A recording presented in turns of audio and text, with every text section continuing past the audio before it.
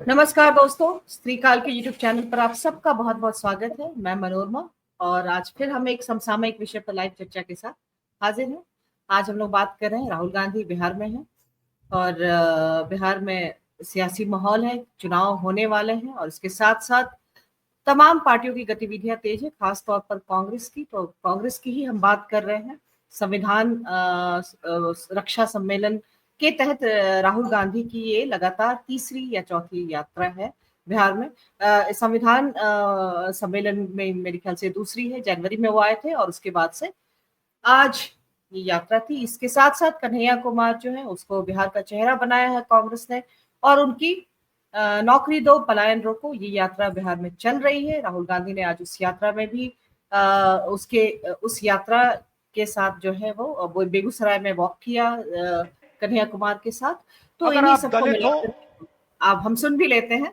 पिछड़े वर्ग के जी अगर वीडियो आप चला सकते हैं तो चला देते हैं, नहीं तो फिर हम लोग चर्चा सॉरी मनोरमा, कुछ उथल पुथल हो गया, हम सब भी आ गए डायरेक्ट। सॉरी।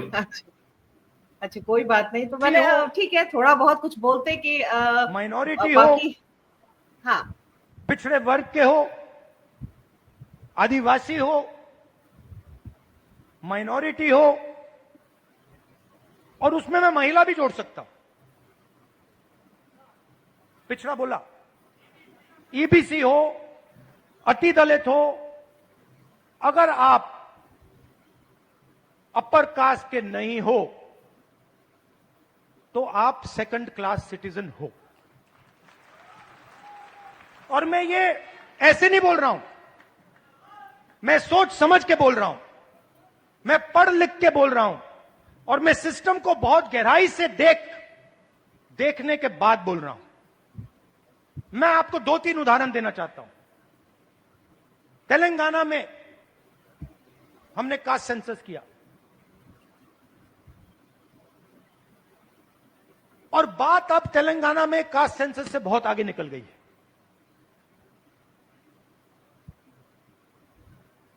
तेलंगाना में हम आपको ऐसा इंफॉर्मेशन दे सकते हैं, सामाजिक इंफॉर्मेशन, कि आप अपने सपने में भी नहीं देख पाओगे। वो कैपेबिलिटी अब तेलंगाना की सरकार के हाथ में है। मैं आपको आज स्टेज से बता सकता हूं कि अगर आप तेलंगाना में देखें और उन लोगों की लिस्ट निकालें जिन्होंने बैंक लोन लिया है, सरकारी बैंक लोन, सरकारी बैंक से लोन या प्राइवेट बैंक से लोन, उस लिस्ट में आपको ना एक ओबीसी मिलेगा, ना एक ईबीसी मिलेगा, ना एक दलित मिलेगा, ना एक आदिवासी मिलेगा। तेलंगाना की सबसे बड़ी कंपनियों की आप लिस्ट निकालिए, उनके मालिकों की लिस्ट निकालिए, उनकी सीईओज की लिस्ट निकालिए। यह सब हम तेलंगाना में अब कर सकते हैं। उनकी मैनेजमेंट टीम की लिस्ट निकालिए, आप हैरान हो जाओगे। मैनेजमेंट में, सीईओ की लिस्ट में, मालिकों की लिस्ट में आपको ईबीसी, ओबीसी, दलित, अति दलित, आदिवासी कहीं नहीं मिलेंगे, है ही नहीं। मैं आपसे नहीं कह रहा हूं कि 5% हैं, मैं आपसे नहीं कह रहा हूं कि 5% हैं, 0 है, 0 है ही नहीं। और आप दूसरे तरफ मजदूरों की लिस्ट निकालो, जो 21वीं सदी के नए मजदूर बने, गिग वर्कर्स, जो उबर चलाते हैं, जो 21वीं सदी की मजदूरी करते हैं, उनकी लिस्ट निकालो। 90% से ज्यादा, 95% दलित, पिछड़ा वर्ग, ईबीसी, आदिवासी, डोमेस्टिक सर्वेंट्स की लिस्ट निकालो।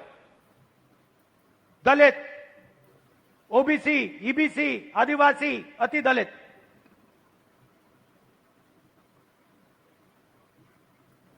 और मैं सिर्फ कंपनियों की बात नहीं कर रहा हूं, मैं अस्पतालों की बात कर रहा हूं, शिक्षा के सिस्टम की बात कर रहा हूं, सरकार की बात कर रहा हूं, कॉर्पोरेट इंडिया की बात कर रहा हूं, जहां भी आप देखो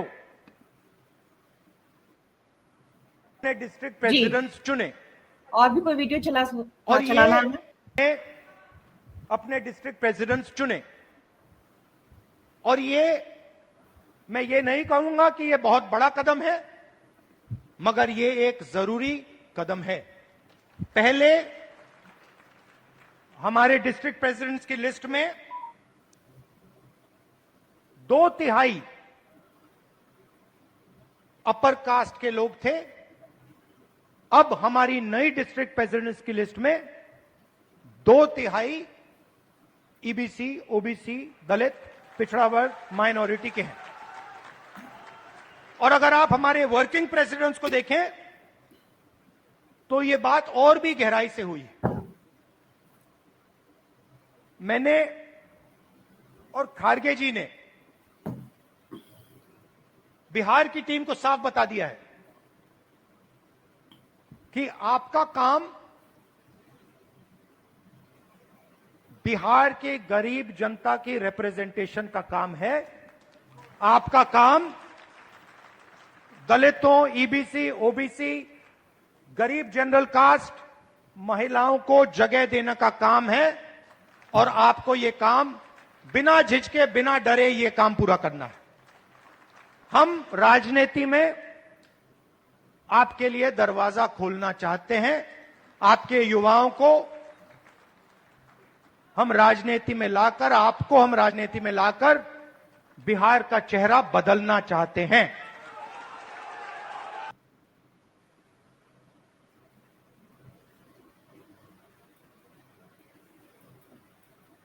जी, और भी कोई वीडियो हमें चलाना है अभी?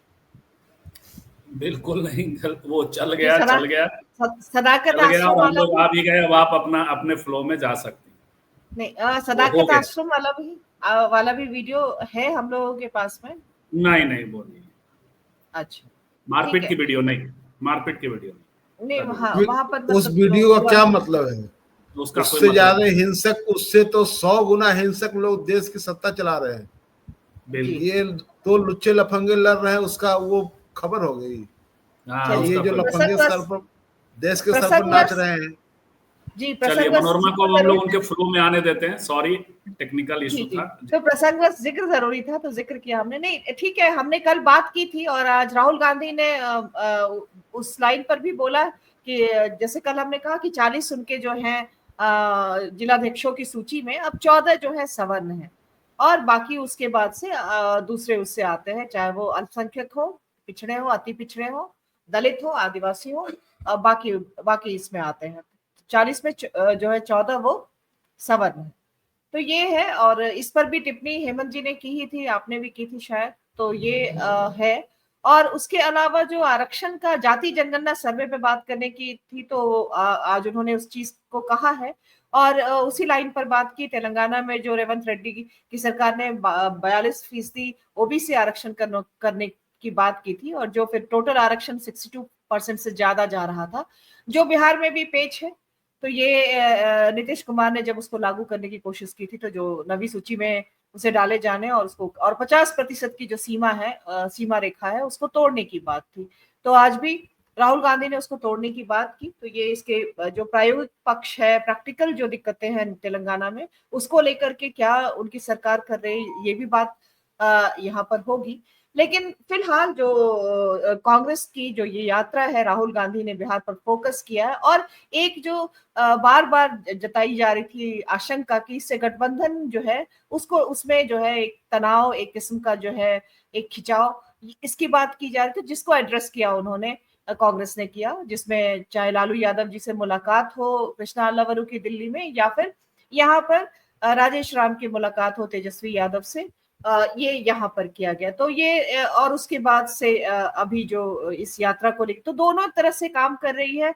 अब पहली टिप्पणी संजीव जी आप ही करिए कि क्या संगठनात्मक तौर पे कांग्रेस अपने आप को मजबूत कर रही है, इसके साथ साथ जो है महागठबंधन को भी एक निश्चित दिशा जो है, और वो जो भीतरी जो तनाव की बातें आ रही थी उसको एड्रेस करते हुए एक समग्र नीति पे चलने की कोशिश जो है वो एक सकारात्मक दिशा में और सही रणनीतिक दिशा में उठाया गया कदम आप मान रहे, ये यहाँ भी आपको लग रहा है कि कांग्रेस में अभी भी बहुत कुछ है जिसको एड्रेस किए जाने की जरूरत है, जो छूट रहा है?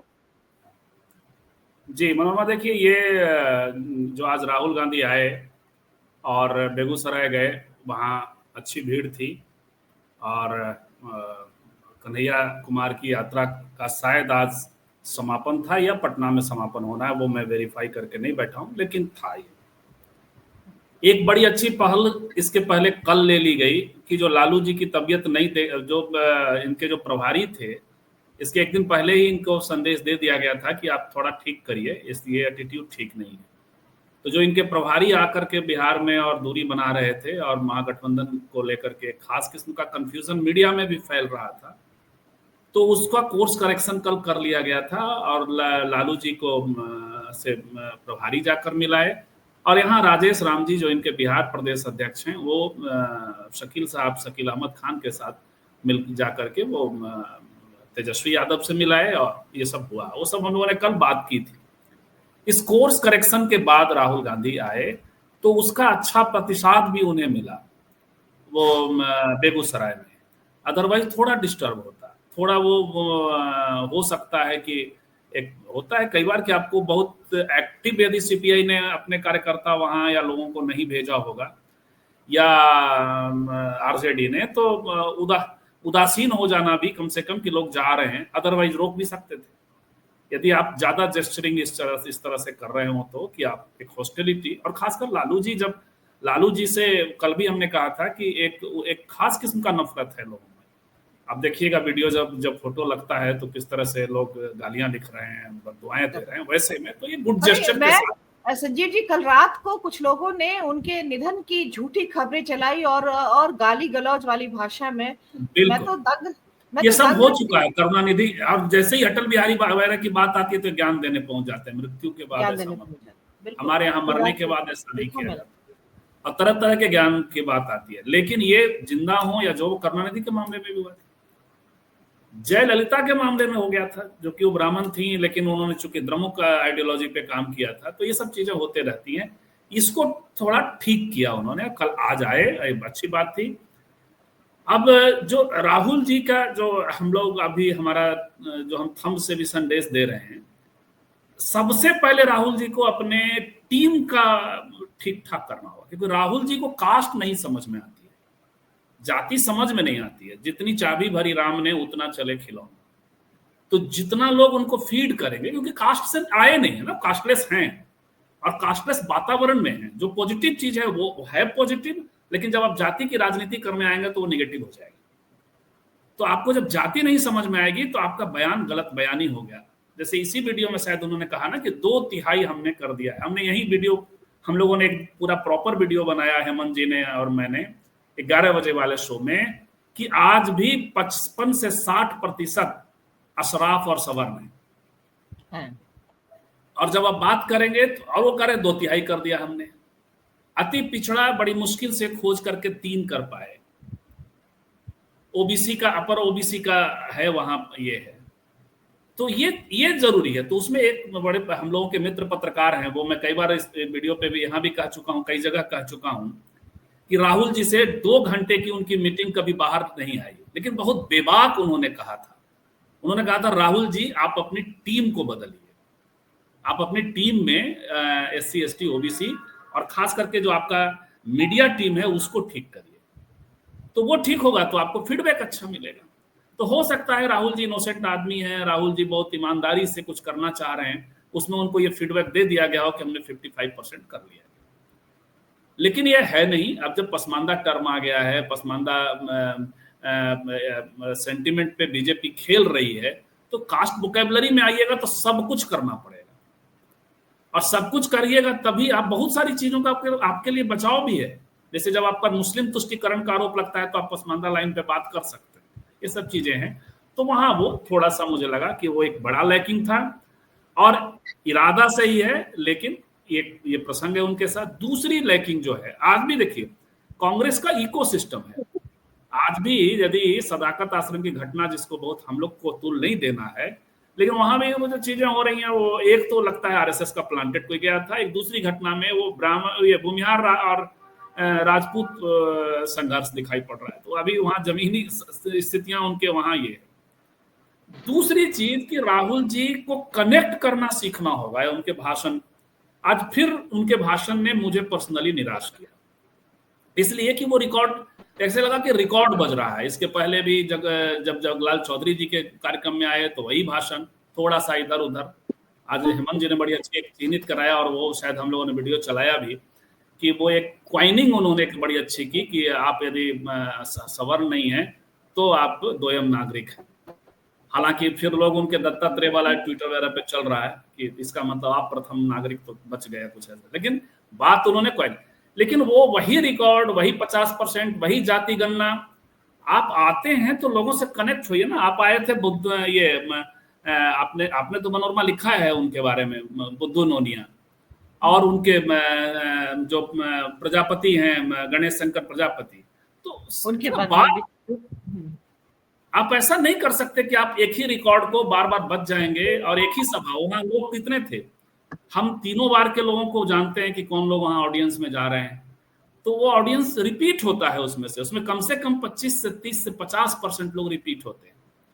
तो आप रिपीटेड लोगों को एक ही बात आप सुना भी रहे हैं, तो उससे मुझे लगता है कि बहुत कुछ ये सब करने की जरूरत है। सबसे पहले उनका भाषण का टीम, उनका मीडिया टीम, उनके ऑफिस के टीम को बदल देने की जरूरत है। पहले उसको डाइवर्स कर दें, अब तब ये भला, ये अच्छा प्रयास है जो बिहार में हो रहा है। कैसे करना है, क्या करना है, एक अलग बात है, लेकिन वो बहुत जरूरी है। तो अब राहुल, मतलब कांग्रेस की तरफ से जो ये सक्रियता है उसको लेकर के आरजेडी में भी अब कल के बाद से एक सहजता जो है आप देख रहे हैं। कल जी क्या कहा आपने? मतलब अब जो है कल के बाद जो करेक्टिव मेजर्स कर लिए गए, उसके बाद से जो एक अंदर से तनाव की बातें गठबंधन के स्तर पर आरजेडी और कांग्रेस में खास तौर पर तनाव वाली बात तो मैं बहुत बार कह रहा हूं कि ये तनाव वाली बात, करेक्टिव मेजर बेहतर है। तनाव बढ़ सकता था। आरजेडी ने आज तक कोई बयान ही नहीं दिया है कांग्रेस के किसी भी एक्टिविटी पे। तो ये जो मीडिया प्रायोजित मसला है, हम लोगों ने भी कभी ये नहीं कहा है कि उनके ऐसा होने से ऐसा यहाँ तनाव है कि कन्हैया वाला तनाव है, ये सब प्रायोजित है। पप्पू यादव को लेकर तनाव पप्पू यादव भी व्यक्त करते रहते हैं, वो सब बहुत सारी चीजें ये है। तनाव की जगह हम लोगों का कहना यह था कि एक साथ मिलकर के जो काम करना होता है उसकी बेहद जरूरत है। और तनाव वहां पैदा हो रहा था जहां ये तेजस्वी को चेहरा मानने की जगह बार बार अलग अलग बयान आते रहे हैं, तो वो एक तनाव की बात थी। लेकिन कल का जेस्चर एक अच्छा जेस्चर था। पार्टी में इरादा है, संगठनात्मक बदलाव का इरादा है, वो सब वो कर रहे हैं। लेकिन दिक्कत वही है कि नेता को, हालांकि खड़गे साहब वहां बैठे हैं, पता नहीं खड़गे साहब को कैसे गलत कोई फीडबैक दे रहा है, क्या कर रहा है। खड़गे साहब तो जाति को बहुत बखूबी समझते हैं। मनोरमा जी ठीक है। आज अब्रप्टली जो सब कुछ शुरू हुआ तो हमने अपने मेहमानों का परिचय भी नहीं दिया। बाकी सबको तो हमारे रोज के जो दर्शक हैं पहचान ही रहे हैं, जान ही रहे हैं। लेकिन हाँ, सीमा जी आज मतलब काफी अरसे के बाद, पहले सीमा जी भी आ ही चुकी हैं, लेकिन काफी अरसे के बाद जुड़ी फिर आज। तो हो सकता है जो हमें रोज देखते सुनते हैं उनके लिए नई वक्ता हूँ। तो सीमा जो है वो अंतर्राष्ट्रीय अध्ययन में उनका जेएनयू से पीएचडी है, मतलब वही उनके अध्ययन कर रहा है। और उसके अलावा है, और साथ में एक पत्रकार के तौर पर भी उनका करियर रहा है, और बाकी पॉलिटिकल टिप्पणी करती रहती है, लिखती पढ़ती रहती है। तो आप सबका बहुत बहुत स्वागत है। अब एक जो है हम हेमंत जी के पास चलते हैं, उसके बाद आप दोनों के पास आएंगे, सीमा जी और साकिब आपके पास। हेमंत सर, आपने जो आज राहुल गांधी का जो उन्होंने कहा, यात्रा किया उसके दौरान, और फिर मतलब पद यात्रा में शामिल हुए, ओवरऑल आप इसको किस तरह से आकलन करें असर के तौर पर, और आगे जो भी है कांग्रेस की राजनीति बिहार में, और जो उनके तमाम जो इस तरह के, चाहे पप्पू यादव को लेकर, और आप सुन रहे हैं ना हेमंत सर, आपसे सवाल है, आप सुन रहे हैं ना, आपसे सवाल है। हाँ, मैंने म्यूट किया हुआ है, 1 मिनट अनम्यूट करो। हाँ, आप सुन रहे हैं ना? हेमंत जी ने म्यूट कर रखा जी। हाँ, तो आप सुन रहे हैं ना, आपसे सवाल है हेमंत जी। हाँ, क्या सवाल एक बार दोहरा देंगी? बीच में एक फोन आ गया मतलब था। अभी जो राहुल गांधी आए हैं और आज आज जो उन्होंने कहा बिहार में और जिस तरह से बेगूसराय में शामिल हुए, उन सब का एक पॉलिटिकल मैसेज, असर, उसका आकलन किस तरह से आप कर रहे हैं आगे के लिए? देखिए, राहुल गांधी की जो यात्रा आज हुई उसमें वो निश्चित रूप से सकारात्मक है, और उसको मैं इसलिए सकारात्मक मानता हूँ कि जो उनका पार्टी संगठन है, जो उनके लोग हैं, उनको उनमें ऊर्जा भरना, उनको उत्साहित करना, ये अच्छी बात है। कोई भी पार्टी और कोई उसका लीडर जब करता है तो इसको ये पॉजिटिव ढंग से लेना चाहिए, और मैं इसको पॉजिटिव ढंग से ले रहा हूँ कि वो जो चाहे वो बेगूसराय में हो या फिर पटना में। एक बात और कि जो राहुल गांधी का जो भाषण था वो मुझे अच्छा लगा। थोड़ा वो बिल्कुल वो एक तरह से बिखरा हुआ नहीं था, बिल्कुल सधी हुई बात वो कर रहे थे, और एक लाइन में बात कर रहे थे, फोकस्ड होकर के बात कर रहे थे। और ये वाली बात बहुत लोगों को जो अटपटा जो लगी कि जब उन्होंने कहा कि इस देश में अगर आप अपर कास्ट नहीं है तो सेकंड क्लास सिटीजन है, तो ये इसको समझने की जरूरत है। और जब यह बात वो कह रहे हैं तो बहुत दूर तक बात जा रही है। एक तरफ आरजेडी को देखिए जो A to Z की पार्टी बनने की दिशा में है, और ये मोहरा उनका पिट चुका है। लोकसभा चुनाव में सबने देखा है इसको। दूसरी ओर राहुल गांधी जब कह रहे हैं कि ये इस देश में अपर कास्ट अगर आप नहीं है तो सेकंड क्लास सिटीजन है, उसका मतलब आप क्या समझते हैं कि अपर कास्ट इसको बहुत ही हर्षित भाव से ग्रहण करेगा? आज उन टोलों मोहल्लों में, उन ड्राइंग रूम में उनको राहुल गांधी को भर भर कर गालियां पड़ रही होंगी। तो टारगेट क्या है उसमें? टारगेट ये है कि राहुल गांधी को ही पता है कि अपर कास्ट जो है वो हमको वोट नहीं करने जा रहा है। वो जो बोल रहे थे ईबीसी नोनिया जाति के नायकों को लेकर के वो समारोह था, और खास करके जो ये नमक सत्याग्रह की 95वीं वर्षगांठ थी के अवसर पर, तो ये उस समूह को टारगेट कर रहे थे, उसको संबोधित कर रहे थे जो अपर कास्ट के हेजेमनी से, उसके वर्चस्ववाद से त्रस्त रहा है, उसके अन्याय का शिकार रहा है। इसलिए वो इस बात को बहुत मजबूती से रेखांकित कर रहे थे। वो तेलंगाना में जो उनकी सरकार ने जाति जनगणना कराई और उसके बाद जो अफर्मेटिव एक्शन सब लिए जा रहे हैं उसकी चर्चा वो कर रहे थे। अपने पार्टी संगठन में जो उन्होंने जो तब्दीलियां की है, उन तब्दीलियों में बहुत सारी खामियां हैं, वो व्यक्तिगत रूप से हम बहुत सारे लोग जानते हैं, जो दूर नहीं की गई है वो, लेकिन फिर भी ये एक पोस्चरिंग है कि हम बदल रहे हैं। तो ये जो बदलाव की जो दिशा है, उस बदलाव की दिशा का पार्टी को कितना फायदा होगा? देखिए, राहुल गांधी ने भारत जोड़ो यात्रा की। राहुल गांधी लगातार सोशल जस्टिस के एजेंडे पर बात करते रहे हैं इस देश में अलग अलग इलाकों में, लेकिन उसी राहुल गांधी को लोकसभा चुनाव में इस वजह से फायदा हुआ महागठबंधन इंडिया ब्लॉक को, कि इंडिया ब्लॉक ने एक अपनी बॉन्डिंग दिखाई, अपनी एकजुटता दिखाई, और एक कमिटमेंट भी था, और उसमें एक तरह का समर्पण भी था कि नहीं, हमको इनको सत्ता से बाहर करना है। तो इसने, आप समझिए कि बहुत ढीला ढाला वो जो ये था गठबंधन, उस गठबंधन ने इनकी नींद हराम कर दी। लेकिन उसके बाद जैसे ही आप ये होने लगा कि एक हिस्से में चर्चा होने लगी कि कांग्रेस बहुत मजबूत हो गई है और कांग्रेस की वजह से ही ये जीत मिली है, इस तरह की जो ढुलमुल बातें होने लगी, उसका नतीजा क्या हुआ? आप बात सब कुछ करते रह गए, सोशल जस्टिस की बात आप लगातार करते रह गए, आप हरियाणा हार गए, महाराष्ट्र हार गए, आप दिल्ली में पिट गए। तो बिहार में जीतने के लिए क्या ये सिर्फ कह देने मात्र से हो जाएगा, या इसको नीचे तक ले जाने की जरूरत है? अगर आप इस एजेंडे को आगे बढ़ा रहे हैं तो कन्हैया कुमार की यात्रा में क्यों नहीं ये एजेंडा आ रहा है सामने? और जब वो अपर कास्ट की जो बात उन्होंने की है, उसको और थोड़ा और मैं व्यापक ढंग से उसको आपके सामने रखता हूं कि देखिए, इस देश में अगर आज सांप्रदायिकता सबसे बड़ी चुनौती है, विभाजन की राजनीति सबसे बड़ी चुनौती है, तो उसमें दलाल पूंजी का बहुत बड़ा योगदान है। वह पूंजी इसमें लग रही है। ये पूंजी की सरपरस्ती में बढ़ती हुई सांप्रदायिकता है, उसमें इन्वेस्टमेंट हो रहा है। कम्युनलिज्म को बढ़ाने के लिए इन्वेस्ट किया जा रहा है, पैसे लगाए जा रहे हैं। वो पैसे कहाँ से आ रहा है, कहाँ से आ रहे हैं? वो पैसे इलेक्ट्रोल बॉन्ड से जो पैसा मिला है वो है। उसमें जो ये दलाल पूंजीपतियों का जो पैसा है, दलाल पूंजीपति का मतलब ये है कि ऐसे पूंजीपति देश में जो उत्पादन तो कुछ नहीं करते हैं, लेकिन अपनी चालाकियों से, अपनी चालबाजियों से अपना साम्राज्य लगातार बढ़ा रहे हैं। उसमें दो बड़े है, अंबानी और अडानी इसी खेमे के लोग हैं।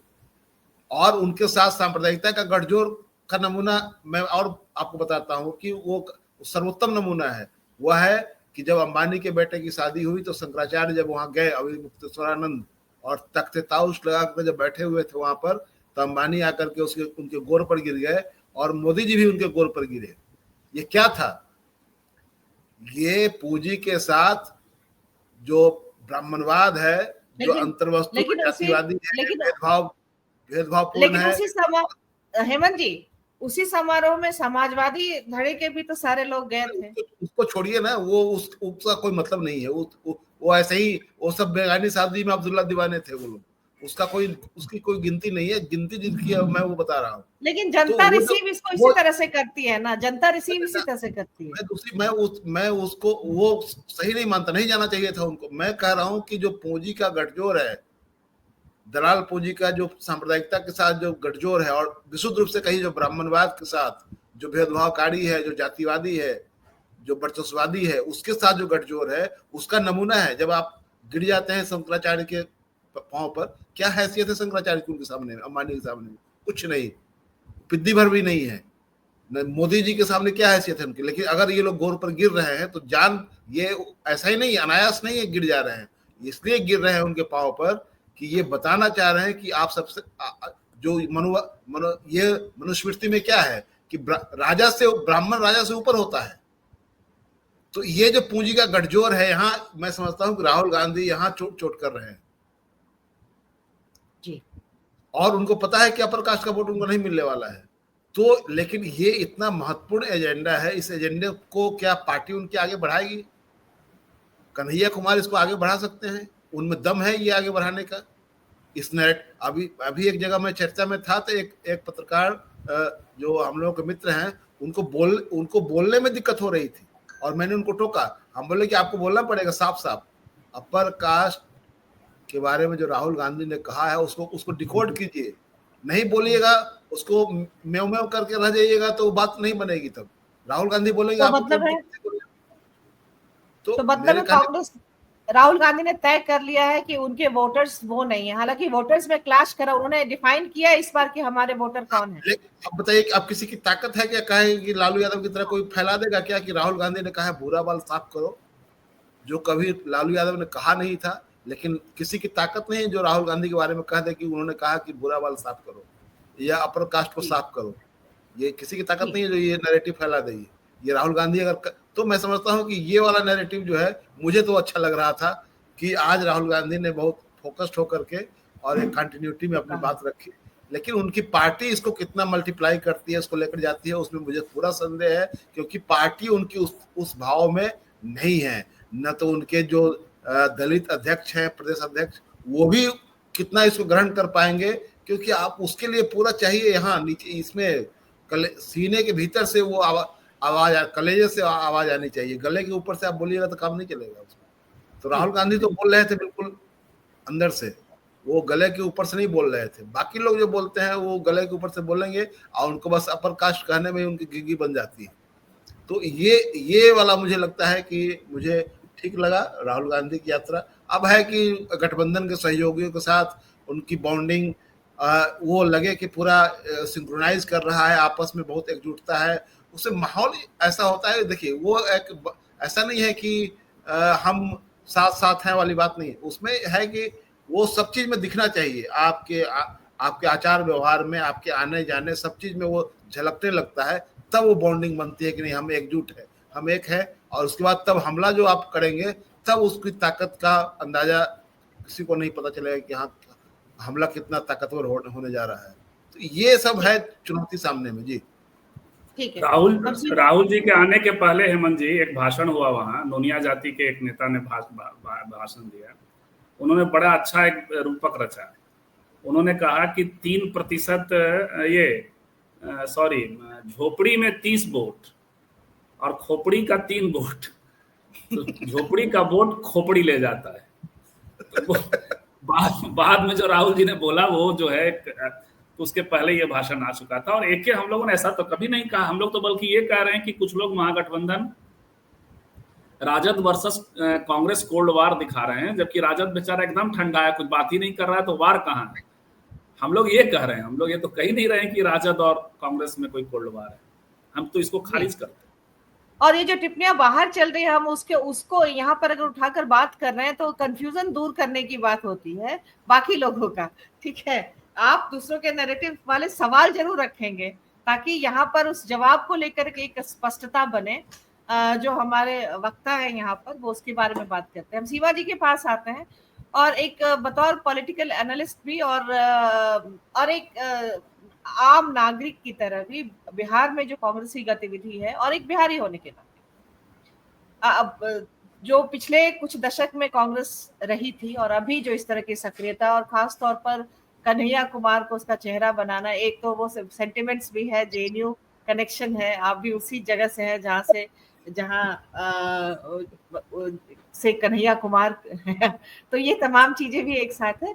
और लेकिन सोशल जस्टिस आपका भी वो रहा है, आपकी जो वैचारिकी है वो उसी उससे आती है। तो तमाम चीजों पर कसौटी पर आप फिलहाल कांग्रेस की राजनीति का जो स्टेक बिहार में वो किस तरह से देख रही हैं, और साथ में कन्हैया कुमार एक जो चेहरा के तरह से प्रोजेक्ट हुए, उनकी पद यात्रा, उसको किस तरह से बिहार की जनता रिसीव कर रही है और क्या वो वोट में जाकर के रिफ्लेक्ट होगा? राहुल गांधी की हर प्रदेश में राजनीतिक गतिविधि इतनी जोर शोर से शुरू होती है, एंड में क्या रिजल्ट होता है हम सब देखते हैं। बावजूद राहुल गांधी हमेशा उतने ही दमखम के साथ हर चुनाव प्रचार के लिए आगे आते हैं।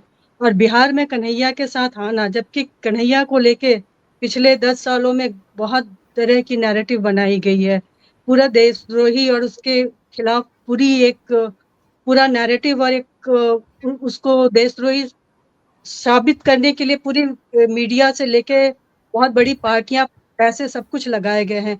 तो राहुल गांधी को कन्हैया को लेके बिहार में उतरना और पूरे सपोर्ट करना और साथ साथ चलना, मेरी समझ से तो ये बहुत बहादुरी का उनका कदम है। और जहां तक हम अपर कास्ट की बात कर रहे हैं कि राहुल गांधी बिल्कुल सिरे से खारिज कर रहे हैं उनकी वोट को, तो मुझे लगता है कन्हैया कुमार की जाति भी यहाँ पे काफी प्रभावी है। एक तरीके से उनकी पार्टी उस जाति को भी वो कोशिश कर रहे हैं अपने साथ लाने की, कन्हैया कुमार के साथ चल के। ऐसा नहीं है कि आप बिल्कुल एक जाति को या बिल्कुल हटा सकते हैं कि सिर्फ मुझे इसी जाति का या इसी समुदाय का वोट चाहिए। ये तो मुझे लगता है इस तरीके से मैं नहीं देखना चाहूंगी इसको। लेकिन कन्हैया कुमार के साथ के साथ चलना और उनकी जाति का प्रतिनिधित्व को भी सामने लाना, मुझे लगता है बहुत साहसिक कदम है। साथ साथ पिछड़ों की राजनीति और महिलाओं को, और जो नेहरू की थी साम्यवाद, प्रजातंत्र में साम्यवाद को लाने की, तो जिस तरह से पूरे ग्रुप को, वर्ग को, जाति को, महिलाओं को जोड़ने के साथ साथ कुछ अपर कास्ट सिंबॉलिक ही तरह अगर जोड़ने की बात कर रहे हैं, तो मुझे तो बहुत साहसिक कदम लग रहा है। और लेकिन वही है कि वोट के रूप में ये कितना हम देखना पड़ेगा कि प्रभावी होगा या कितना वोट ले पाएंगे। लेकिन राहुल गांधी की हर चुनाव प्रचार और इस तरह उनके कदम तो साहसिक होते हैं। अब अगर वो हिट हो जाए तो फिर बहुत अच्छा रहेगा, लेकिन मुझे तो लग रहा है कि बहुत साहसिक कदम है इस तरीके से लेके कन्हैया कुमार के साथ आगे आना। और प्रदेश अध्यक्ष दलित चेहरा भी रखना, शकील अहमद जैसे माइनॉरिटी के भी नेता हैं, तो ये तो दिख रहा है कि हर जाति वर्ग को लेके साथ चलने की कोशिश है। साथ साथ महिलाओं की भी बात करना, पिछड़ों, अति पिछड़ों, दलितों को भी लेके चलना, तो जो इंक्लूसिव डेमोक्रेसी या सोसाइटी की बात करते हैं, उन सब की बात कर रहे हैं, वर्ग की भी बात कर रहे हैं, जाति की भी बात कर रहे हैं, अगड़ों की, पिछड़ों की। तो मुझे तो मैं किसी और पार्टी में ये सब नहीं होते देख पा रही हूँ, और राहुल गांधी अगर इन सब चीजों को साथ लेके चल रहे हैं तो मैं तो स्वागत करूंगी इसका। जी, तो बिहार मतलब तैयार आपको दिख रहा है, मतलब कांग्रेस को वेलकम करने के लिए इस नए बदले हुए। हालांकि ये भी कहा उन्होंने कि कांग्रेस जो है पहले वाली नहीं है, और ये मतलब ये बयान कितना उनका मतलब सही है, सही ढंग से मतलब हम कहीं। हाँ, पिछले 10 साल कांग्रेस से को तो क्यों नया कहना, नई कांग्रेस कहना क्यों जरूरी हो गया है? नई कांग्रेस कहना जरूरी हो गया क्योंकि उन्होंने जैसे अध्यक्ष पद पे दलित अध्यक्ष को लाए। कांग्रेस में बहुत जमाने से मुझे नहीं याद है कि कोई दलित अध्यक्ष रहा था पिछले दिनों, या सारे मुख्यमंत्री इतने सालों तक कांग्रेस के जो बनते रहे हैं वो सब 2-3 जातियों के, मुख्यतः 2 जाति के रहे हैं, और पंजाब हर में थे, विचारधारा। पंजाब जी, में थे जो दलित समुदाय से आ रहे थे। किसकी बात कर रहे हैं? चन्नी जब थे नहीं, तो। मैं बिहार की राजनीति की बात कर रही हूँ, हाँ, बिहार बिहार में नहीं, नहीं रहे मतलब कांग्रेस के मुख्यमंत्रियों की बात में हैं। हाँ, चन्नी को उन्होंने लेकर आए, वो ऐसा हरियाणा में नहीं कर पाए अशोक तंवर या कुमारी शैलजा को लेके, लेकिन बिहार में वो कर पा रहे हैं। बिहार में बहुत बड़ा वर्ग है ये, और बहुत मुश्किल है हालांकि उसको वोट के रूप में फिर भी खींच पाना, लेकिन कोशिश तो करेंगे, और बिल्कुल अलग पर्सपेक्टिव के ये साथ आ रहे ये हैं। ये वही टिकट पिटाए। हरियाणा का सबक भी है जो बिहार में इसको मतलब कि सतर्क होकर के या मतलब उसको देख करके चले, जो हरियाणा में एड्रेस नहीं मुझे किया था। नहीं, मुझे तो यहाँ पे कई नेता बिहार के दिख रहे हैं राहुल गांधी के साथ, जिसमें हाँ, आप कह सकते हैं अध्यक्ष अलग जाति से हैं, साथ चल रहे हैं कन्हैया कुमार अलग जाति से हैं, शकील अहमद खान है अलग संप्रदाय से हैं या समुदाय से हैं। मुझे लगता है एक दो, मतलब अगर हम सिर्फ संकेतों या प्रतीकों की बात करें तो महिलाएं भी होती उसी दमखम के साथ, तो संदेश थोड़ा और भी और जाता गहरा है होता। जिसकी कमी हाँ, है, जिसकी कमी है। हाँ, तो जबकि हमारे पास बिहार से मीरा कुमार और जैसे कई रही हैं नेता, तो वो और जाता।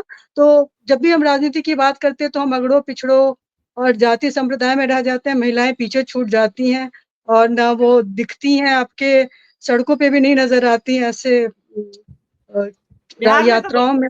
बिहार में तो बिल्कुल, हाँ, तो बिहार में सब हाँ, सब कुछ है, बिल्कुल, मैंने ये महिलाएं दोनों नहीं नजर आती। यात्राओं में, सॉरी मैं बीच राजनीति में बोल रहा हूँ। हाँ, जी, इन हाँ, दोनों यात्राओं में मैंने नहीं देखा किसी महिला को इस तरीके से, इसलिए मैंने इस बात को मैं क्या यहाँ पे ला रही हूँ, नोटिस क्योंकि करें। कन्हैया कुमार ही मुद्दा रहे और दिखाए जाते रहे, और इसलिए लगा कि अगर महिलाओं को भी उसी एक दो थोड़ा प्रतिनिधित्व मिलता तो और भी अच्छा था। कुल मिला के बहुत अच्छा इंक्लूसिव डेमोक्रेसी एक अच्छा ये जाता। ठीक फिर है। भी राहुल गांधी के तो सारे अभी तक तो काफी साहसिक वो लेते रहे हैं कदम, लेकिन जनता कितनी तैयार है? जनता अभी भी वही मंदिर मस्जिद वाले मुद्दों से बाहर निकल के अगर सोचेगी तो शायद उनको नजर आएगा कि कुछ प्रगतिशीलता की बात हो रही है। तो फिर वही। ठीक है, चलिए साकिब जी के पास आते हैं। साकिब, आपने भी आज का जो है वो देखा ही, कल हम लगातार बात कर रहे हैं, कर भी रहे हम, एक टिप्पणी में भी इस पर कुछ तंज किस्म का भी था। हम लोग कोल्ड वॉर नहीं करा रहे हैं, लेकिन हाँ डे टू डे एक्टिविटी है, तो हम बात करें, हम और सारे मुद्दों पर भी बात करेंगे, लेकिन आज फिर जरूरी लगा कि कांग्रेस और इस यात्रा पर, इसके असर पर बात की जाए। राहुल गांधी ने जैसे कि कहा कि हम हमारे जो वोटर उर्मिला हैं। जी का फोन आ रहा है लगातार, क्या मैं उधर शिफ्ट करूं? किनका रिकॉर्डेड फोन है आ रहा है? उनका, लाइव, वो भी लाइव जा रहे हैं ना, हाँ। तो क्या करेंगे? आप कीजिए फिर उधर, हालांकि मेरा 1-to-1 है, इसलिए हमको आधा घंटा तो लगा ही देंगे वो। नहीं नहीं, बिल्कुल जाइए। अब उनका जाइए। आपकी घर हाँ घर ठीक, फिर हम लौट करके, अगर आप लोग रहिएगा तो हम आ घर जाएंगे लौट के। घर का मामला है, सारा घर आबाद रहे, सारे घर में जो है हेमंत जी की अच्छा, आवाज। धनंजय जी के पास जा रहा है, धनंजय जी के पास जा रहा है। नहीं उर्मिलेश जी। अच्छा, उर्मिलेश जी के पास जा रहा है। हाँ, ठीक है, ठीक है, उधर हम जा रहे हैं। ठीक, ओके। श्रीकाल टीम ठीक है, का ठीक। उनको नमस्कार। यदि चलता रहा तो आ जाइएगा, मैसेज कर ठीक देता है। जी। हाँ, तो शाकिब, जिस वोटर्स की बात राहुल गांधी ने की, तो एक क्लैश बन रहा है, और इसमें आपको लग रहा है कि जो हम जिसकी उम्मीद कर रहे हैं वहां पर एक सही सहमति, जैसे मान लीजिए जो वोटर्स अब कांग्रेस जिनको टारगेट कर रही है बिहार में, क्लियर हुआ, अब तो बिल्कुल उन्होंने स्पष्ट रूप से आज की यात्रा में इस बात को रेखांकित किया, और वही वोटर जो है वो आरजेडी के कोर वोटर रहे हैं, और वाम दलों के भी, जो कि बहुत अच्छा जिनका अभी ग्राउंड पर पूरा है, पकड़ है, और उनकी जो है स्ट्राइक रेट भी बहुत अच्छी रही थी, कल भी हमने बात की थी। लेकिन इसमें है कि तेजस्वी यादव ने थोड़ा सा शिफ्ट किया लालू यादव से A to Z के लिए। MY समीकरण की बात लोग उनके समय में होती थी, तेजस्वी यादव ने फोकस किया A to Z पर। तो ये है, तो ऐसे में मतलब किस तरह की जो क्लैश की संभावना, या फिर इसमें दोनों के बीच बहुत अच्छी सहमति, और जहां भी एक कैंडिडेट किसी एक पार्टी का हो तो उसको उसकी जीत की पूरी फिर संभावनाएं बनती हैं, अगर इस रणनीति पर ये गठबंधन चलता है तो आपको क्या लग रहा है कि इस दिशा में भी इनके बीच में जो है एक सहमति ढंग की बन पाएगी आगे चलकर, या फिर अगर थोड़ा भी अगर क्लैश होता है सीटों को लेकर के, तो वोटर्स दोनों एक ही हो जा रहे हैं, तो फिर ये एक डिजास्टर कर सकता है। अनम्यूट कर लीजिए,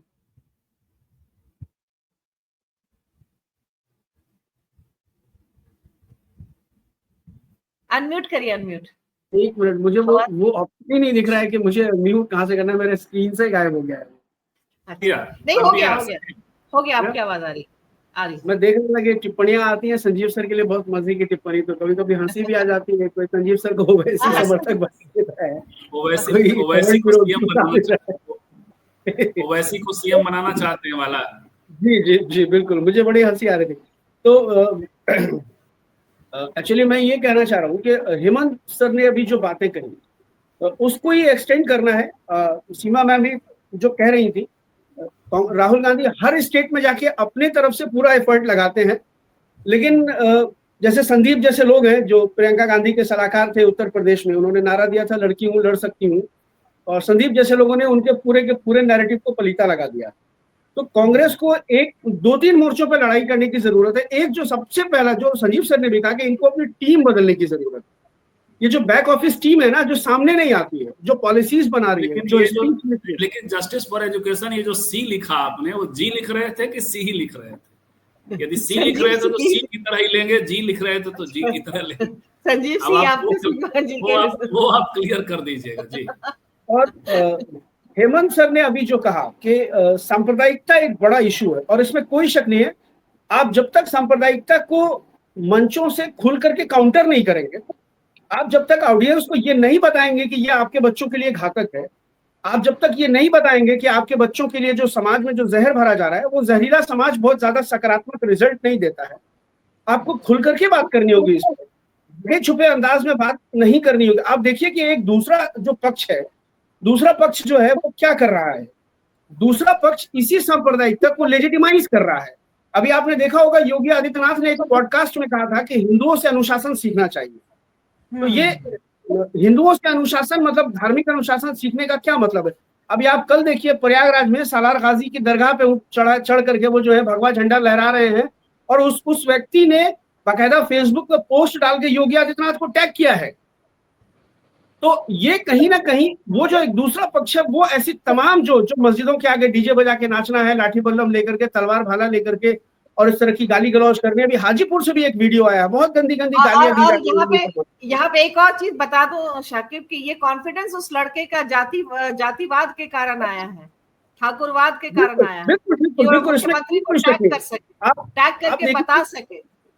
आप देखिए संभल में जो हिंसा हुई थी, वो जो राजगोपाल मिश्रा था, जो किसी की छत पे चढ़ जाता है, जाके उसकी चारदीवारी गिरा देता है, उस पर झंडा लगा देता है, वो तमाम चीजें वो प्रोवोक करता है, और उसके बाद जब रिटेलिएशन होता है तो उसको उस जो व्यक्ति है जो कि जबरन किसी के घर के छत पे घुस करके झंडा लगा रहा है, उसको एक नायक के रूप में जो मीडिया के जरिए उसको प्रस्तुत किया जाता है, और मुख्यमंत्री उसको लेजिटिमाइज करते हैं।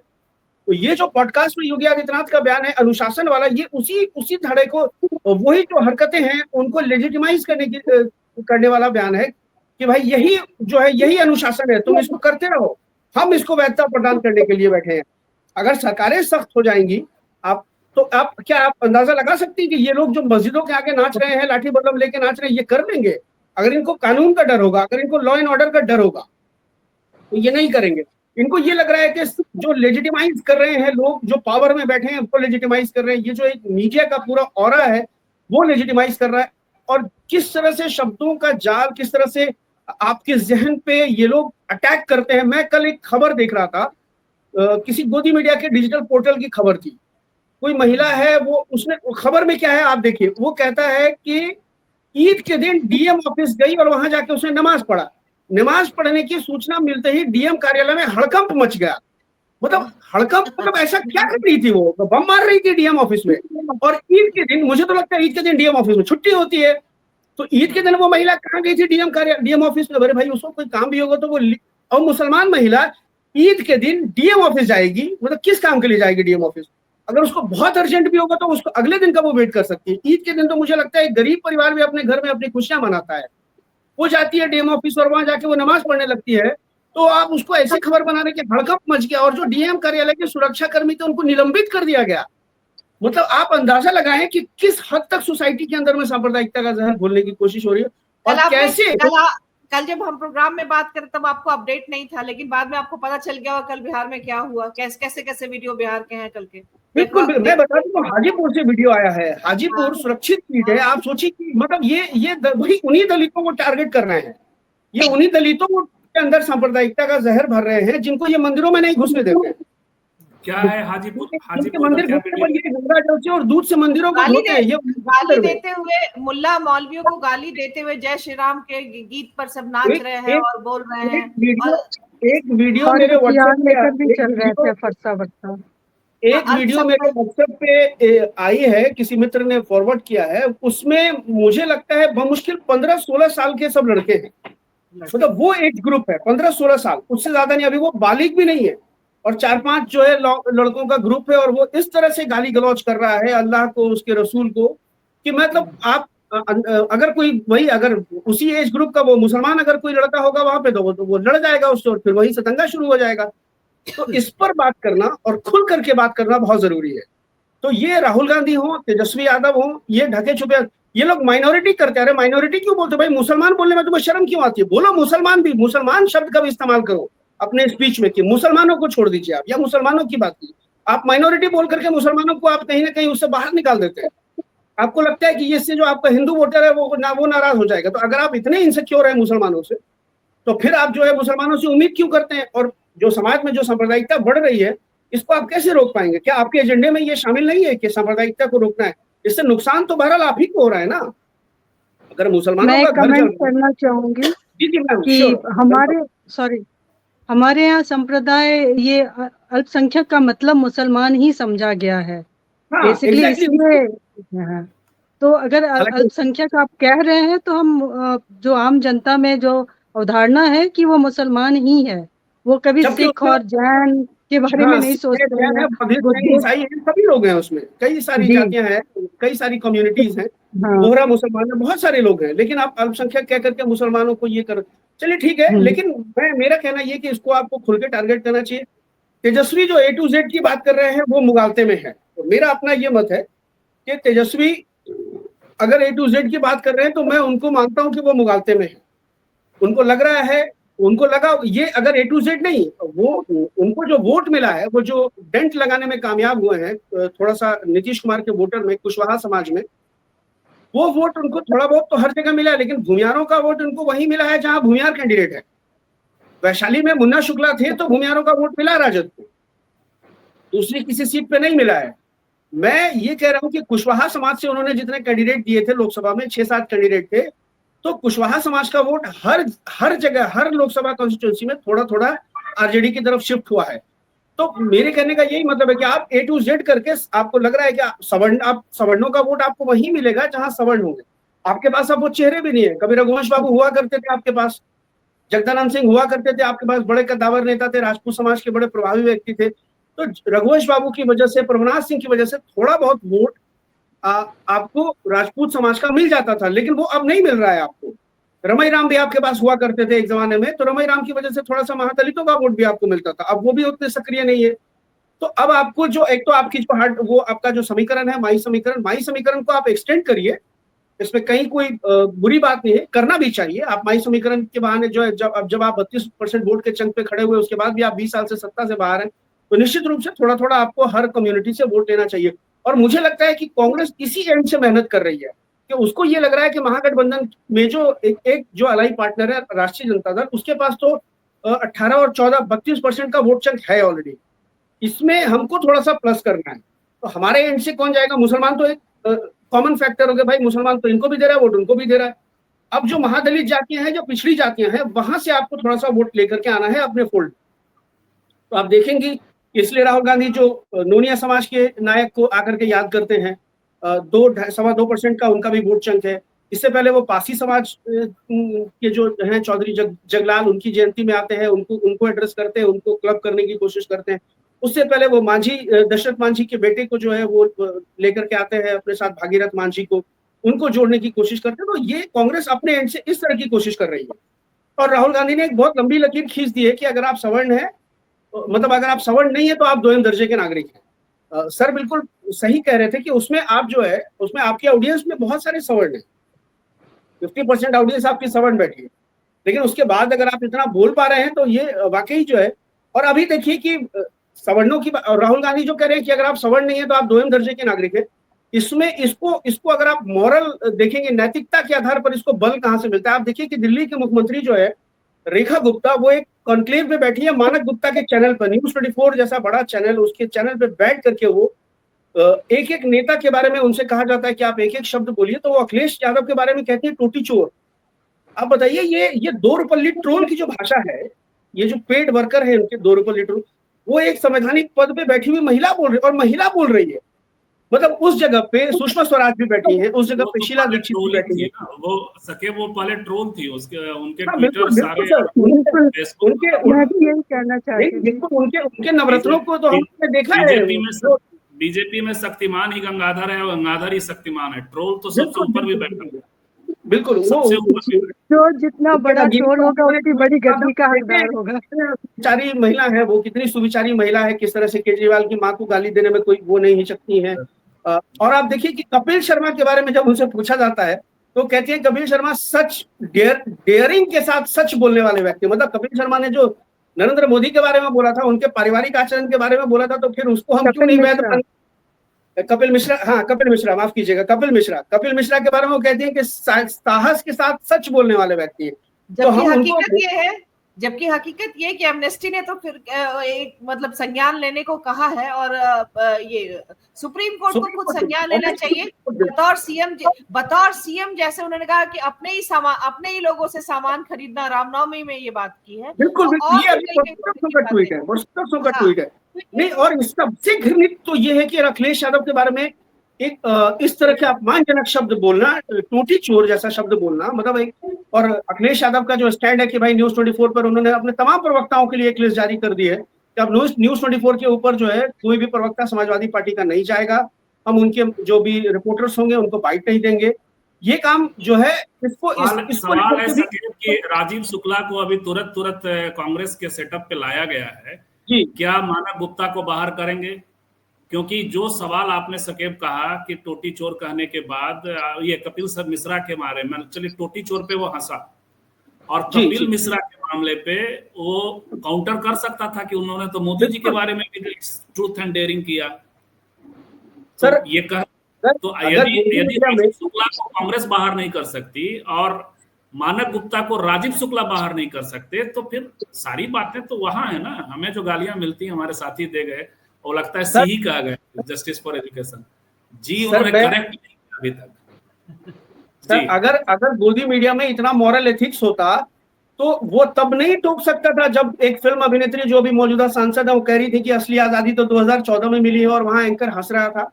आप बताइए, वो एंकर उसको वहां पे भी तो काउंटर कर सकता था कि भाई आप ऐसे कैसे बोल सकती हैं।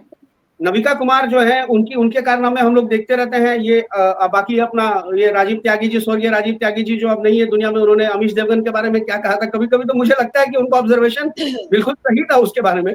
और बहुत सारी ऐसी चीजें आप देखिए कि जहां आपको सवाल करना चाहिए महंगाई पर, बेरोजगारी पर प्रधानमंत्री से, तो जो है वो क्या सवाल हो रहा है कि आप आम काट के खाते हैं कि चूस के खाते हैं, आप वॉलेट रखते हैं कि नहीं रखते हैं, आप 18 घंटे काम करते हैं तो थकते क्यों नहीं है। अरे भाई पूछो ना कि जिस देश में 80 करोड़ लोगों को तुम 5 किलो राशन दे रहे हो, उस देश का जो सबसे बड़ा नेता है, सर्वोच्च नेता है, वो काजू की रोटी और मशरूम की सब्जी खाता है, तो कैसे नहीं करेगा 18 घंटे काम भाई। ट्राइकोस्टा के डिजाइनर कपड़े पहनता है, ब्रांडेड चश्मे लगाता है, ब्रांडेड कलम रखता है। मैं तो जब इस पे चर्चा करता हूँ मुझे वो मासूम बच्ची बहुत याद आती है और मेरा मन जो है एकदम से रोने को करता है। जब मेरे पास ये सूचना आई थी, झारखंड की एक बच्ची संतोषी जो है, जो 8 साल की एक बच्ची थी, और वो 4 दिन से भूख के मारे 4 दिन से वो बच्ची एक मुट्ठी भात भात कहते कहते मर गई। मतलब मुझे, और आधार कार्ड से चूंकि उसका राशन कार्ड लिंक नहीं था, इसलिए उसके जो जन वितरण प्रणाली वाले ने उसको जो है राशन नहीं दिया था, उसके घर में चावल नहीं था। आप अंदाजा लगाएं कि एक तरफ मोदी जी जो है, या आप उन आंकड़ों पर भी नजर डालते हैं जो आर्थिक स्तर की विषमता और कुपोषण और उसके साथ में भूखमरी को जो दिखाते हैं, बिल्कुल वो हमारे आंकड़ों में, तो जब भी हमारी नजर उन आंकड़ों पे जाती है तो अपने आप जो है हम कई मैं एक्चुअली इसको वहां से जोड़ने की कोशिश कर रहा हूँ कि आप देखिए कि एक जगह जब एनआरसी लाते हैं मोदी जी, तो उसमें आधार कार्ड के बारे में कहा जाता है कि आधार कार्ड को आपकी नागरिकता का प्रमाण नहीं माना जाएगा, और आप एक एंड पर आधार कार्ड को इतना मैंडेटरी कर देते हैं कि उससे लिंक नहीं होता है राशन कार्ड, तो उस वजह से उस बच्ची के घर चावल नहीं पहुंचता है, अनाज नहीं पहुंचता है, वो बच्ची मर जाती है। और सवाल सोसाइटी से भी है, क्या उस उतनी बड़ी लोकेलिटी में एक कोई परिवार नहीं था जो उस बच्ची को एक प्लेट चावल खिला सकता था? वो बच्ची 4 दिन से भूखी थी। हम किस सोसाइटी में रह रहे हैं, कैसा समाज हमने बना के, यहाँ अकाउंटेबिलिटी तो हमारी भी तय होती है बतौर नागरिक, लेकिन क्या कीजिएगा कि समाज में इतनी तेजी से जहर फैलाया जा रहा है। जब नकारात्मकता ही समाज में सब कुछ हो जाएगा तो अच्छी बातें हम लोग जो सोचना भी चाहेंगे वो नहीं सोच पाएंगे। समाज के अंदर इतना जहर भर दिया गया है, इतना एंगर है, और हमारे यहाँ कोई एंगर कंट्रोल की मोरल जो हम लोगों को जो एक आदर्श नागरिक के तौर पे हमारा प्रशिक्षण तो कभी होता नहीं है। हम जिस देश में हैं, अगर हम एक पूरी जिम्मेदारी से अगर मैं बात करूं तो एक आदर्श नागरिक के तौर पर हम में से किसी की भी ट्रेनिंग कभी नहीं होती है। मॉरल ट्रेनिंग हमारी जो है बतौर आइडियल सिटीजन कहीं किसी भी लेवल पे नहीं होती है। हम विदाउट टिकट जो है ट्रेन से चले जाते हैं, हम यहाँ से पटना चले जाएंगे और हम बड़ा गर्व से कहेंगे कि यार हम तो टीटी को बिना टिकट लिए चले आए पटना। तो ये तमाम चीजें सोचने वाली हैं। जी संजीव जी आपके पास आते हैं, हमारा लगभग 1 घंटा हो ही गया, छोटी छोटी सी जो है टिप्पणी आखिरी बात के तौर पर ही इसको करके हाँ संजीव जी, कंक्लूडिंग टिप्पणी ही अपनी इस पर जो है आप किस तरह से देख रहे हैं बाकी तमाम और चीजें। आपने कहा कि कनेक्ट नहीं हो राहुल गांधी को कनेक्ट, मतलब कनेक्ट आप उसमें एक थे, लेकिन कई सारी तस्वीरें ऐसी हैं, हो सकता है कि भाषण के स्तर पर और इन सब में, हालांकि आपसे डिफरेंट ओपिनियन सीमा जी का भी था और हेमंत जी का भी था, लेकिन उसके अलावा भी लोग जो हैं अभी बेगूसराय वाली यात्रा में भी जो आम लोग हैं वो कनेक्ट हो रहे हैं राहुल गांधी से। वो एक दूसरी भाषा है कम्युनिकेशन की राहुल गांधी की, जो शब्दों की नहीं है, जो जेस्चर की है, जो उसकी है। हाँ।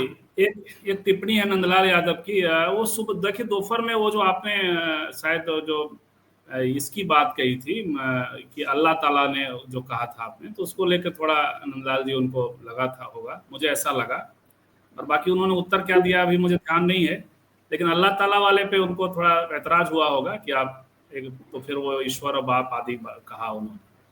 तो है अभी के दौर में तो सच में जब आप देख रहे हैं शब्दों का बहुत महत्व है, जो सकेब कह रहे हैं, माइनॉरिटी और मुसलमान कहने में बहुत फर्क होता है, क्योंकि यहाँ एक सिख भी बनाए गए हैं और दूसरी तरफ आप एक महिला को कितना रिप्रेजेंटेशन, वो 40 में एक ही महिला में 6 मुसलमान है और एक सिख है।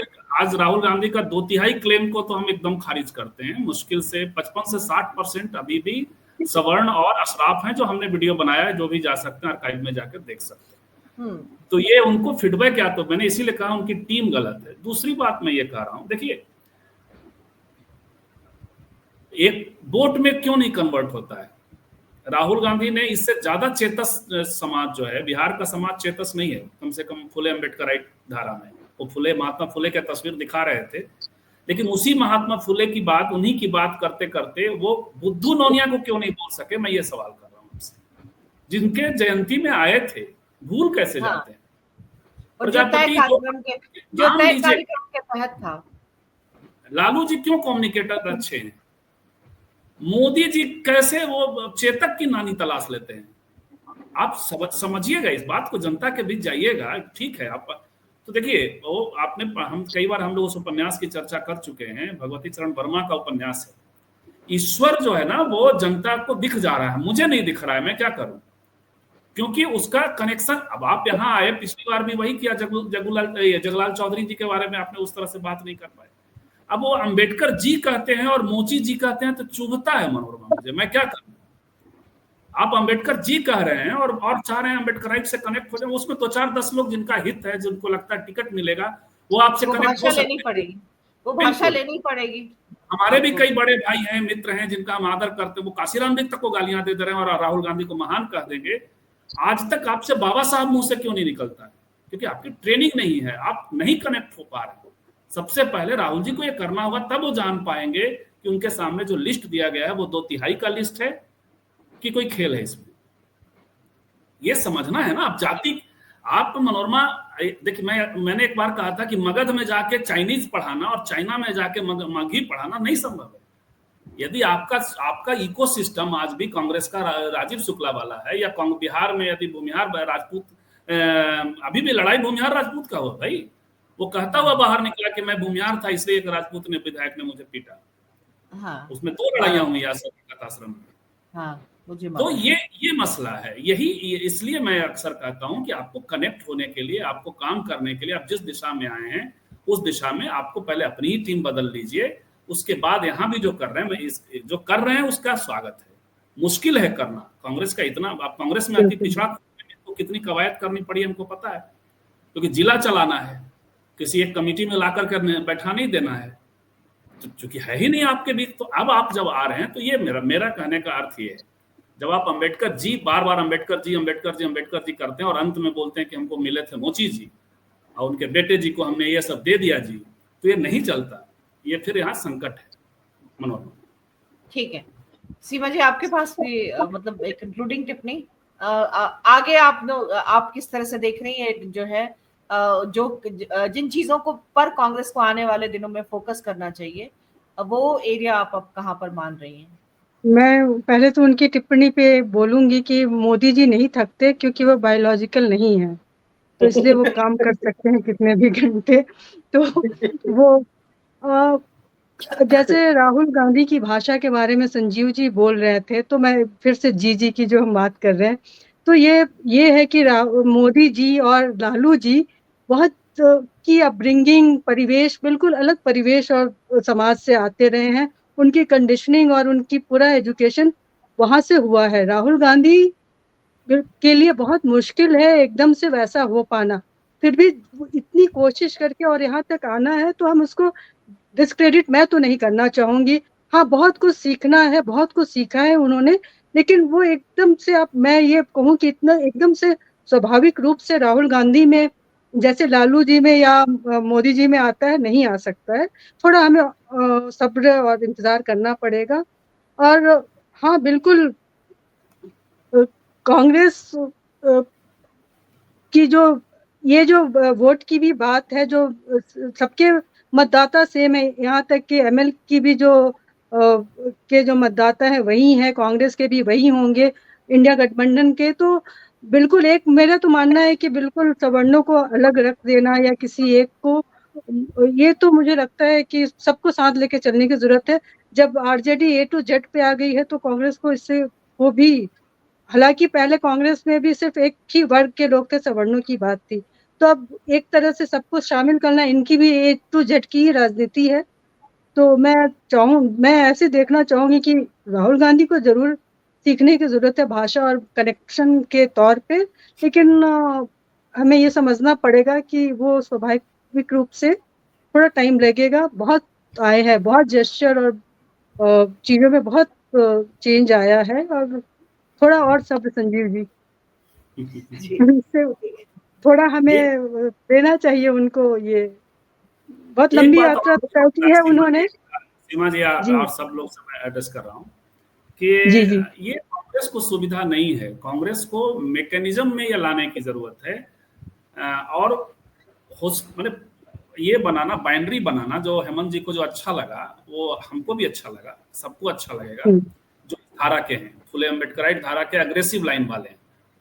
लेकिन ये हम्म कांग्रेस और राहुल जी को सुविधा नहीं है। करना ज्यादा अच्छा था, एक्शन में दिखते, एक चमार समाज से लाए, वो सब हमको कहना है। जो बात जी राहुल जी कह रहे हैं वो दूसरे और रतन लाल कहते तो और अच्छा, वो दूसरी बात होती। उसी मंच पे रतन लाल थे या दूसरे लोग। राहुल जी को ये सुविधा नहीं है, राहुल जी ये कर रहे हैं तो मुश्किल होगी। अभी उनका जो वो वाला वोटर वर्ग भी है वो भी अपॉर्चुनिस्ट वोटर वर्ग है, जब जब वो जाता है। इसीलिए कन्हैया भी अभी अपने समाज का नेता बन नहीं पाए।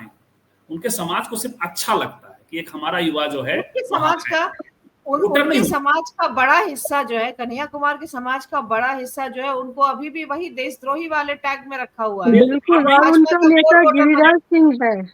हाँ बिल्कुल। हाँ तो मेरा ये तो कहना था कि ये भी एक माने ये दिल से राजनीति नहीं होती है, संतत्व से राजनीति नहीं होती है। तो ये जो हुआ जी ना आज वो हाँ, वो जो हुआ वो हमें तो अच्छा लगा, कान में आया, उनको भी अच्छा लगेगा। आर्टिकुलेशन कर दिया, ये ठीक है। और रिपीटेशन है भाषण में, बाकी ये बात अच्छी लग गई इसलिए सब बात अच्छी हो जाएगी। तीनों भाषण को आप सुन लीजिए तो आप तीसरा भाषण नहीं सुन पाइएगा, क्योंकि एक ही बात कह रहे हैं, जाति गणना हमने कराई, हम ये 50% का टैब तोड़ेंगे। संविधान में सबसे पहला एकदम बोरिंग लगता है कि जवाहरलाल नेहरू से लेके अंबेडकर जी से लेकर के फलाने जी तक आते आते उनका नाम तक नहीं लेते जिसके कार्यक्रम में आए हैं, और फिर कहते हैं संविधान का हाँ मूल्य जी यहाँ। ये बात 3 बार मैं सुन चुका ना। तो आप जब थोड़ा सा मुझे लगता है कि यहाँ आते हैं तो जी जी। ये राहुल जी को स्ट्रेटेजिक भी हो, नेता होने की जरूरत है, मुझे ऐसा लगता है। उसे तो यहाँ पर आकर मोदी जी की वो लाइन महत्वपूर्ण हो जाती है, और जहां जाते हैं वहां से एक कनेक्शन पहले वो निकालते हैं। बिल्कुल। ठीक है, तो हाँ आप सीमा जी अपनी बात पूरी करिए। नहीं, मैं यही बोलती, इनको भी सत्तू खिलाना चाहिए था, राहुल जी को भी, या वही चीज शुरू करनी चाहिए थी ठीक है। बचपन से सत्तू। कांग्रेस के जो नेता तमाम आते रहे हैं वो भी बहुत जमीन से जुड़े हुए लोग नहीं है। तो जो उनका ग्रुप भी है, जो उनके मार्गदर्शक लोग भी हैं, तो वो भी उसी इकोसिस्टम से आते हैं, तो थोड़ा मुश्किल होता है। फिर भी राहुल गांधी की कोशिश को फिर भी मैं तो कहूंगी कि कोशिश कर रहे हैं, सीखेंगे। जी ठीक है, शाकिब आप। देखिए, हाँ एल.एस. पटेल को हम लोग सकेब मिस कर रहे थे, आज आ गए हैं। एल.एस. पटेल आपका बहुत स्वागत है जी। सकेब अच्छा ठीक है, शाकिब आपके आप इसको मतलब आखिरी तौर पर किस तरह से कहाँ कहाँ पर और जो है कांग्रेस को एड्रेस अभी करना है, इसकी जरूरत आप। और दूसरा एक जो हमने बात की थी कि जैसे जेडीयू के बारे में हमने जब बात की कि या फिर भाजपा के सेकुलर दोस्तों के बारे में कि इनको मुसलमान वोटों की जरूरत अब नहीं लग रहा है वक्त संशोधन विधेयक के बाद, तो कांग्रेस भी इसके लिए अब तैयार हो गई है कि सवर्ण जो है वो वोट जो है वो अब मतलब इसके लिए बिहार में खास तौर पर कि उसको एहसास इस बात का हो गया कि कितना भी कर ले सवर्ण वोटर उसके पास लौट कर नहीं आएंगे। तो जिन वोटर्स पे जहां पर आज बहुत स्पष्टता से बात हुई, और हम इस पे आगे पीछे चर्चा कर ही चुके हैं कि वो आरजेडी के वोटर हैं और वाम दल के भी। तो लेकिन ये कंफर्टेबल अब कांग्रेस को ये समझ में आ रहा है कि सवर्णों को टारगेट मतलब कि एक वोटर के तौर पर या अपने समर्थक के तौर पर बिहार में नहीं, अभी हमें उसे नहीं छेड़ना है। वो ठीक है, जो अपनी जाति के हिसाब से जिनका जो प्रतिनिधित्व होगा उनको जो वोट आना होगा वो आएगा। कन्हैया कुमार की जो है वो छवि कितना भूमिहार के तौर पर बिहार में, और कितना जो है वो एक नया चेहरा, युवा चेहरा, और इस तरह से भूमिहार सवर्ण कांग्रेस को ये नहीं लग रहा है कि सवर्ण अभी नहीं, मतलब सवर्ण उनकी तरफ हम कुछ भी कर लेंगे तो नहीं आएंगे, अभी नहीं आएंगे, ये कांग्रेस ने मान लिया है। अभी नहीं आएंगे। अभी देखिए एक टिप्पणी अभी आई थी, बहुत जल्दी में वो निकल गई, वो उन्होंने लिखा था कि जब आपका शाकिब ये रणनीतिक रूप से सही भी है, ये कांग्रेस का मान लेना कि अभी नहीं आएगी, है ना? इसमें कोई शक नहीं है, बिल्कुल सही है। दलित और मुसलमान आपके साथ अभी जुड़ रहे हैं और वो दिख रहा है, व्यवहारिकता में भी दिख रहा है, समाज में भी दिख रहा है। लेकिन सवर्ण जो है वो अभी आपके साथ नहीं जुड़ रहे हैं। सवर्ण अभी एक टिप्पणी आई थी, मैं नाम नहीं पढ़ पाया उनका कि उन्होंने लिखा था, लेकिन उन्होंने बहुत अच्छी बात लिखी थी कि जब आपके हाथ में पावर आ जाएगा, जब आपके हाथ में पावर आ जाएगा, 5-10 साल आप पावर में हो जाएंगे, तो फिर ऑटोमेटिकली सवर्ण वोटर्स आपके साथ आकर के जुड़ जाए। क्योंकि जब कल कांग्रेस के साथ हाथ में पावर था तो सवर्ण तो कांग्रेस के साथ ही था ना, पावर की शिफ्टिंग हुई तो सवर्णों की शिफ्टिंग हो गई। उनके कहने का ये मतलब, और मैं इस बात को बिल्कुल रियलाइज करता हूँ, मेरी अपनी भी समझ यही कहती है कि सवर्ण वोटर्स अभी नहीं आने वाले हैं। सवर्णों को अभी अब्दुल की चूड़ी टाइट करने में बहुत मजा आ रहा है, तो इसलिए सवर्ण अभी नहीं आने वाला है। कन्हैया को भी आप लगा लीजिए, किसी को भी आप लगा लीजिए। अखिलेश, अगर सवर्ण आ रहा होता तो अखिलेश सिंह के बेटे थोड़ी ना 2 बार बैक टू बैक चुनाव हार रहे होते। 2004 से अखिलेश सिंह खुद ही चुनाव हारते चले आए, उनकी पत्नी हारी, वो खुद हारे, लोकसभा विधानसभा सभी हारे।